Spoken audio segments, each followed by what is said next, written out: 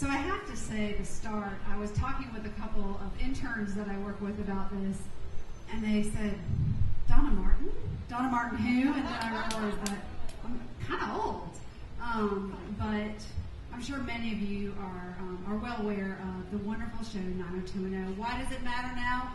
First of all, this talk is not about the aberration that is the new 90210. Those skinny collagen lip injector girls. No.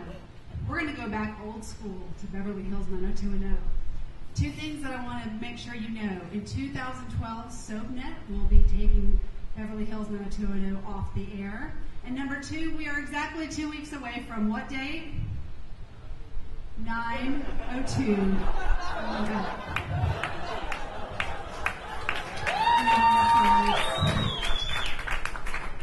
So let's go now and examine how Beverly Hills 90210 is still important in a postmodern landscape. And this is the first time I've used that term since getting an English degree. Let's look now at our heroes right there. Have they cracked the meaning of life in 90210? I'm going to say yes. I'm going to say that what we see in this groundbreaking series is a story about the community, the human condition, about wisdom, about falls, about triumph. It's Shakespearean, if you will. To use an example, let's start out with our tragically flawed hero. Ladies, Mr. Dylan McKay.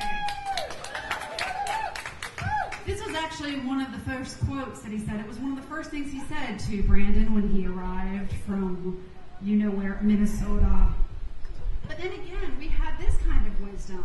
Does anyone know who said this? Who talked about the pressures on women to look beautiful, to conform? Anyone? Who said this?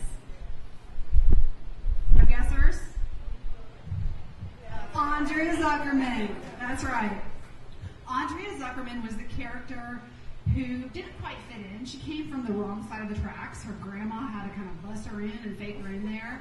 And I do want to point out that she did have that wisdom for all the journalists in the room that we need to embrace, that I'm not biased, I'm just uninterested. There were also downfalls in 90210, many mistakes, as you will recall. Need I say more? David Silver, son of the dentist.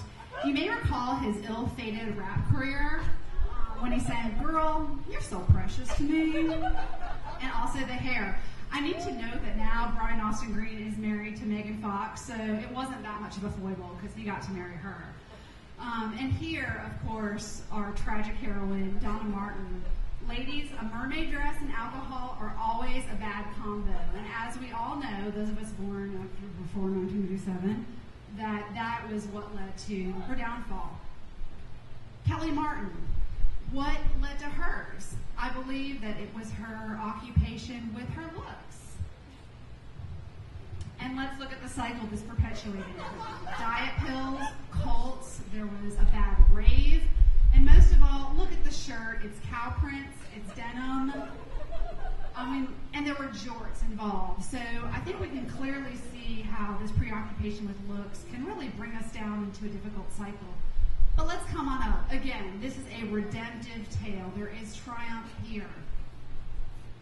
We win in these 10 years of 90210. Steve Sanders. Go ahead, laugh at his mullet. It's funny, right? But no one can humiliate Sanders more than Steve Sanders. And Brandon said, because Steve has no shame. Clearly, when one has no shame, they can just rise to the top. Of course, at the Peach Pit, we had a ton of homespun wisdom. We had hamburgers that didn't make you fat. We had Nat Joey Tata. Everyone needs a Nat. Everyone needs a Peach Pit. Everyone needs friends who, at the end of the day, can come together and rise to success, to redemption. Here are David and Donna getting married in the final episode of 90210. So, I'd like for everybody to say it with me. Donna Martin graduates. Donna Martin graduates. That's right. That mermaid dress was not going to kill her. She did graduate. So did the class of West Bev. So this call to action, I would like for you to consider, if you care, on September 2nd, 2010, tell your friends, tweet about it, Hashtag 90210. Do it for Aaron. Do it for Tori. Do it for the next generation.